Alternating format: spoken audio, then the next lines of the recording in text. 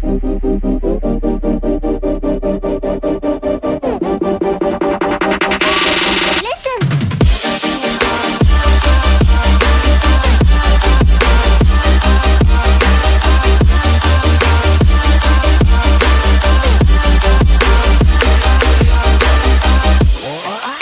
guys, so today's update on the MicroLongRange is a really interesting one, and one I'm really happy to be able to present to you.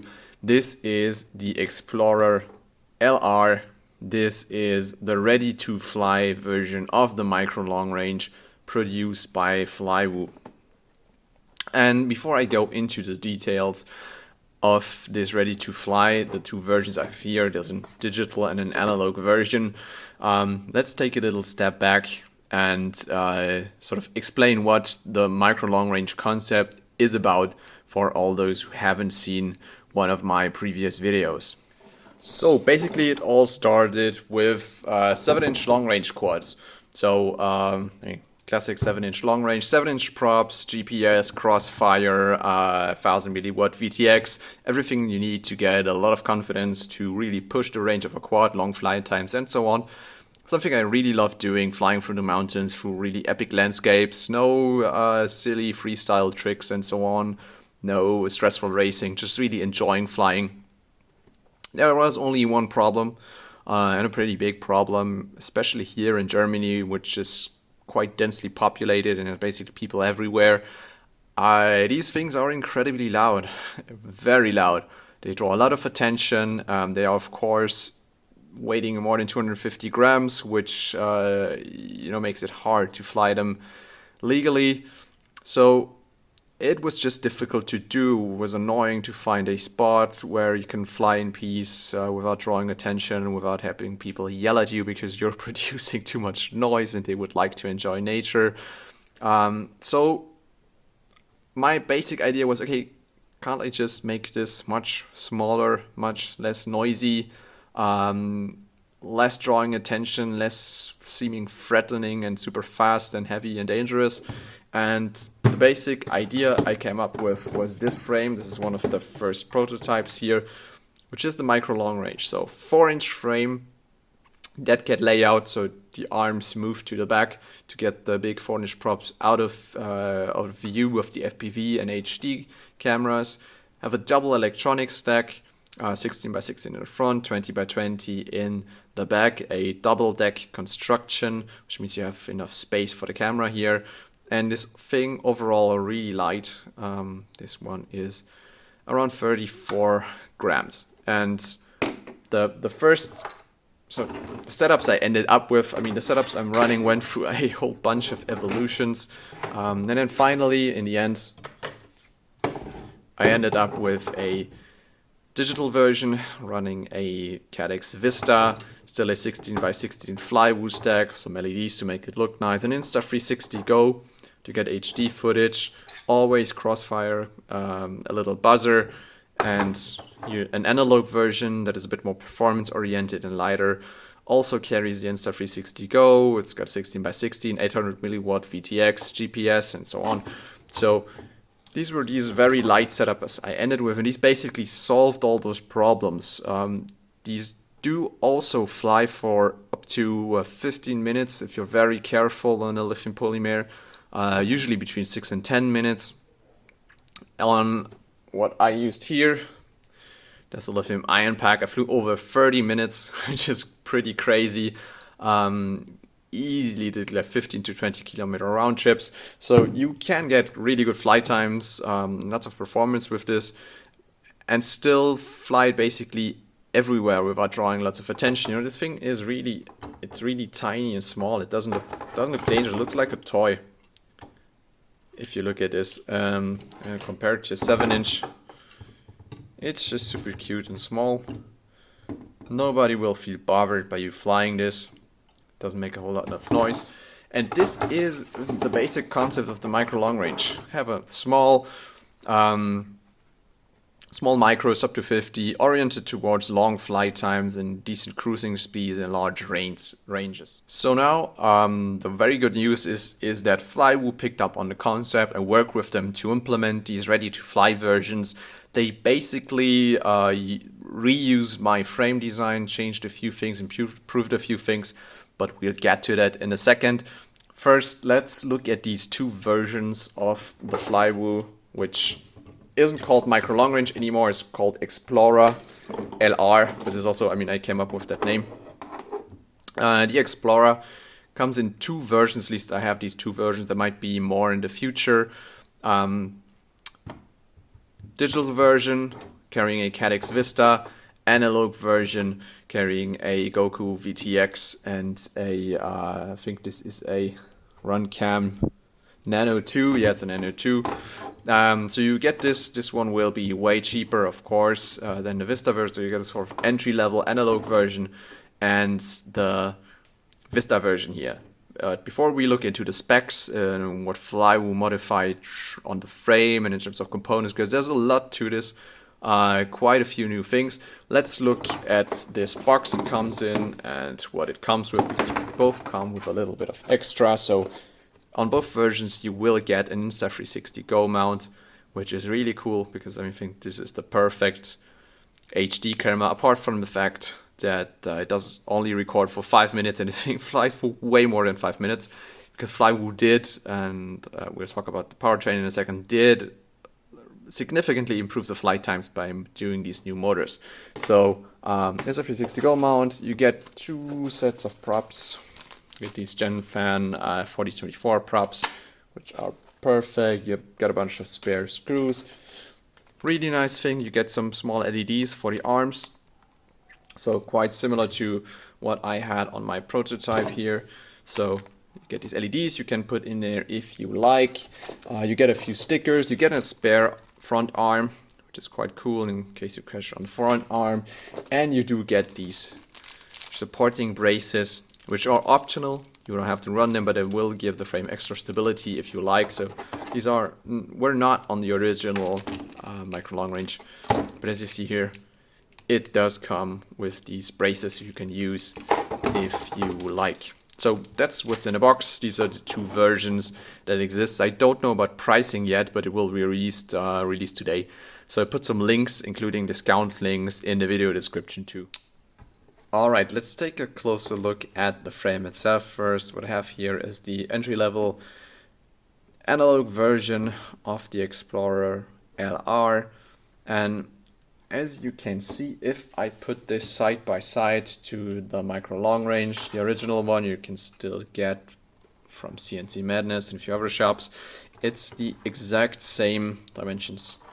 Flywoo, when I was really emphasizing them not to mess with the overall dimensions because they were super hard to get right, did not stretch or widen the frame or anything, exact same dimensions than the original MicroLongRange. But they tweaked a few things and improved a few things. So this rear standoff here and the front standoff were slightly moved. So now it does have space for a 20x20. This is something me and nobody else got right so far. They managed to include 20x20 mounts without stretching the frame. Also included 16x16s in the rear. There's now an improved rear part here of the frame. Wait, let me get the original. So the rear here, the antenna mounts are improved. You now have a decent SMA antenna mount here in the rear, and you have more space for a TPU mount for the antennas. The camera mount is improved. You have these nice metal plated carbon plates here to mount the camera. A new set of TPU parts, obviously. Better camera protection. Nice little super neat crossfire mount, buzzer mount, GPS mount, and antenna mount. So these are the updates on the frames, and of course the looks slightly improved in my opinion. I think this thing is really very, very pretty. So that's the overall frame. I'd say really small tweaks, evolutions, improvements, but without sort of changing too much about the frame, which I do really like. Okay, so let's look at the two basic versions of the Explorer LR I have here. These are pretty much exactly what I was personally running after a lot of iterations and messing around. A digital version with a Caddx Vista, just like this one, and a simpler, lighter analog version, really close to what I had here. So these are the two versions, apart from the fact that this one here has a Caddx Vista and this one has a 450 milliwatt Goku VTX. Everything is basically the same. And all the equipment on the quad has one main purpose, and that is to give you the necessary confidence to fly this small quad really to the limit of the range you'll get from the video system. So probably around 6-7 kilometers on the Vista and something similar on the analog, depending on your antenna setup strongly in this case. So what it does have, of course, is crossfire. Emergency Ghost wasn't really an option when this was developed, and I mean most people still run crossfire, so they all come with crossfire. So you'll have a really solid radio link for miles and miles and miles, more than you probably need. If your video or radio link does fail, so the first layer of security is this GPS. This GPS will allow you to have return home. So if your video link breaks, push a button, quad starts flying home. If your radio link breaks, automatically it will try to fly home. I do not know exactly where Flywoo got this GPS from, but this is by far the best GPS I ever had on a quad. For some reason, it seems to be better than a BN180. It locks onto satellites pretty fast, so by the time my DJI goggles were running, already had a dozen of satellites, so pretty good, pretty accurate GPS. Then we have a VFly model finder. So this is a tiny little buzzer with a tiny little battery. So if you really crash, worst case scenario, you do crash quite far away. You do not know exactly where your quad is. This wing will start beeping even if the main battery rips off. It'll start beeping, and it's got a pretty strong LED here, so it will blink and beep. So worst case, you wait until night and you just look for these little LED flashes to find your quad. So you always have a pretty good chance of recovering it with this beeper. And regarding the video link, this is an antenna that was especially developed for the MicroLongRange by Flywoo, and this really does improve your video link, not only on analog, also on the Vista, because it moves the antenna significantly more far away from all the carbon and metal, which is super critical to just get the antenna away. And the stock Vista antennas, in comparison, were always a bit too short. This is still quite close to the frame. Much better here on the Explorer with this custom antenna. Both come with a 16x16 stack, as you can see. So 16x16 ESC, 30 amps, which is way more than enough. You won't run into issues. Some people did run into issues with 16x16 stack because they were running 3700 kV motors on 4S on a 16x16, which is just too high of a kV. So this is I'll get to the powertrain in a second. This is a 4S version, and the motors are 2700 kV, so this is really designed for 4S and a 16x16. So stuck with the 16x16, didn't upgrade to 20x20 because it's not necessary. This is super reliable and it's much lighter than a 20x20. 16x16 F flight controller and F4, which Flywoo modified to have 3 full UARTs. So this version here is running 3 UARTs, one for the GPS, one for the Vista, one for Crossfire, and same here. You have everything you need. You have the GPS, you have smart audio to set your video transmitter and everything, and then there's a little plate on top here of the. I can't get this in focus. Yeah, there's a little plate here on top of the flight controller just to shield the Crossfire receiver from the FC and the ESC. Camera here on this one is a simple Runcam Nano 2, which is a pretty decent camera. Main advantage is it's very cheap and lightweight. There are probably better analog FPV cameras out there in terms of image quality, but this I think is Yeah, mainly to keep the weight and price down. And it's pretty decent. I kind of like the video feed I got. All right, so yeah, that's it in terms of equipment. And now let's talk about something very important, which is the powertrain and the motors, because here there are some pretty exciting news. So motors, let me pull this up. So these are the new Flywoo NIN. Let me grab the right version. These are the new 1404 motors, NIN 1404 V2. Open up the box. And most important for the MicroLongRange, there is a new version.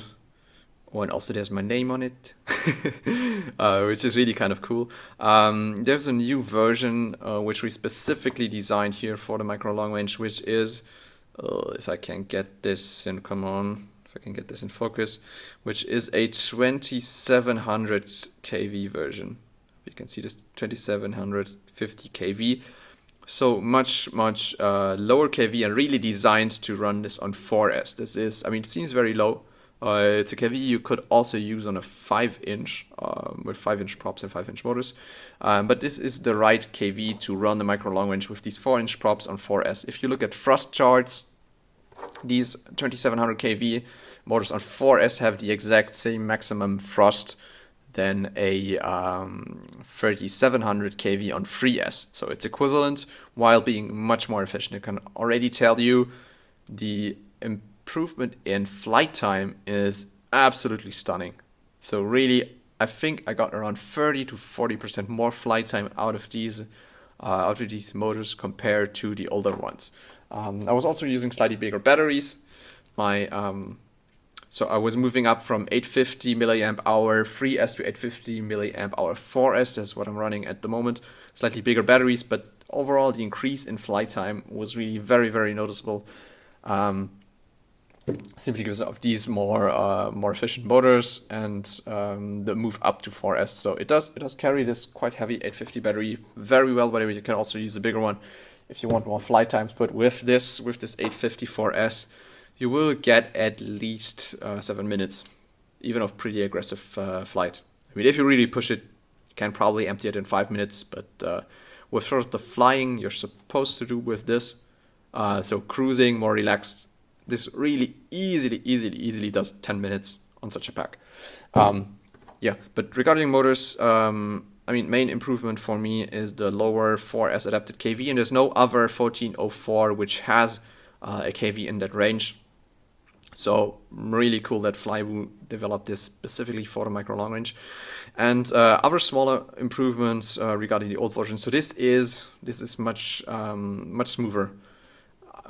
I mean, the first generation of 1404s, in my opinion, always had magnets that were way too strong. These motors were way too aggressive and way too hot. They were hard to tune. They were not very efficient.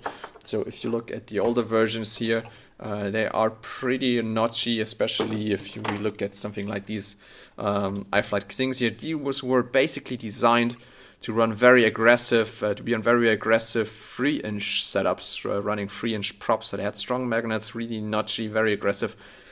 Which again makes them hard to tune and inefficient. And these are, while not having weak magnets, these have much smoother magnets, which improves things in efficiency quite a lot. The construction of the motor is also better, apart from the sort of, let's say, different tuning in terms of magnets and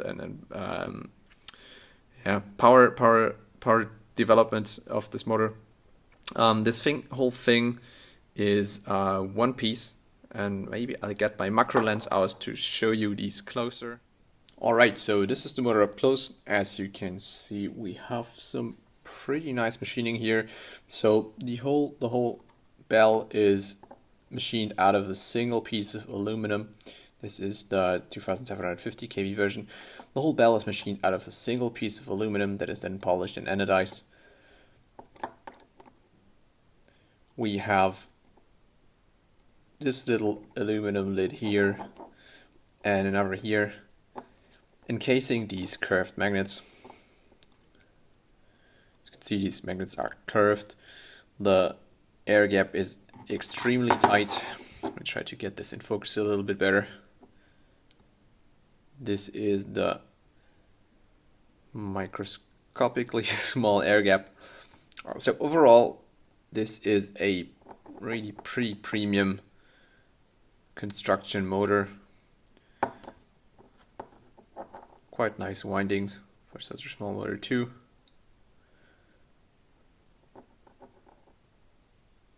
And as I already said, I mean, especially this lower kV option that does not exist from any other manufacturer does provide all the extra smoothness and efficiency for the micro long range on these 4-inch props, combined with these magnets that are more geared, or the overall construction of the motor that is more geared towards efficiency and smoothness. What you're seeing now is a static thrust test result for this 2750 kV version of this motor. And this does show that it provides around 340 grams of thrust on a 4-inch prop, which means that for the micro long range with, let's assume, 250 grams takeoff weight, we will be around a theoretical thrust to weight ratio of 1 to 5.5, which of course is, I mean, that's not a lot compared to a high-powered 6S racing quad that can have something between, something around 1 to 15, 1 to 10 at least.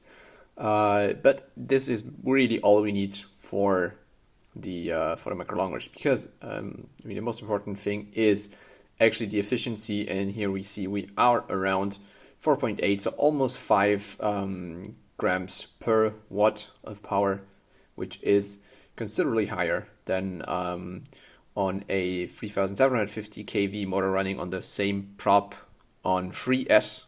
So you would only get 4.2. So this 4S 2700 kV version is 20% more efficient than the 3750 kV version on 3S, and still even more efficient than previous generation 1404 motors running way stronger and less efficient magnets. Of course, these will not only come in the 2700 kV version, there will also be a 4850 kV version. This is interesting if you're running 3-inch props on 3 or 4S, and there will be also again the 3750 kV version, which is mainly interesting for the micro long range if you are planning to run it on 3S, especially 3S lithium ion packs. So that's the new special motor, really improving flight performance. Let me get this thing on camera again. So really cool, does perform extremely well with these bi-blade 4-inch props. Alright, so last but not least, let's talk about weight and flight performance. So weight is actually too interesting on the analog version because it's just 136 grams dry.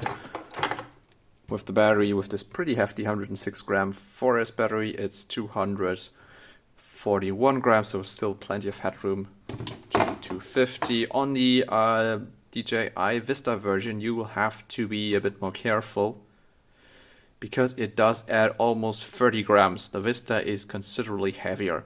So if you're not careful and you got a battery pack that's too heavy like this one, you can end up, so here I'm at 270 grams. So what you have to do is get a slightly, I mean, that's a pretty heavy pack since it's super high C rated, which is completely unnecessary. But I mean, I just had those laying around. Be a bit careful with your battery's weight. Try to get something that is more in the range of I'd say 80 or 90 grams. Maybe remove the braces, but be a bit careful with the DJI version so that you don't end up over 250 if your objective is being under 250. Now, flight performance, also very interesting. And I mean, you have to know before you get this that this is optimized to do specific things, and these specific things are cruising at decent speeds to cover a lot of ground and being very efficient while doing so, so flying for a long time.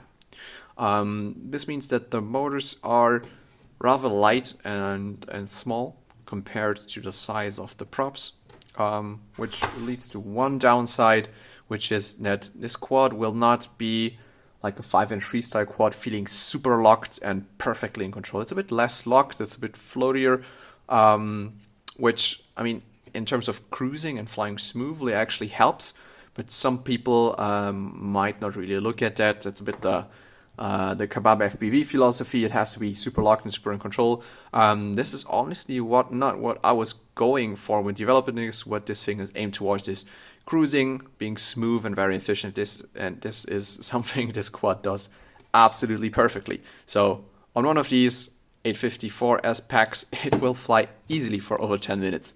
And I'm not talking about 10 minutes of stupidly hovering around. I'm talking about 10 minutes of actual cruising around 40 to 50 kilometers an hour, and a few punch outs in between and a few flips and rolls and so on. So this is what it's really optimized for. Very decent flight times, covering a lot of ground.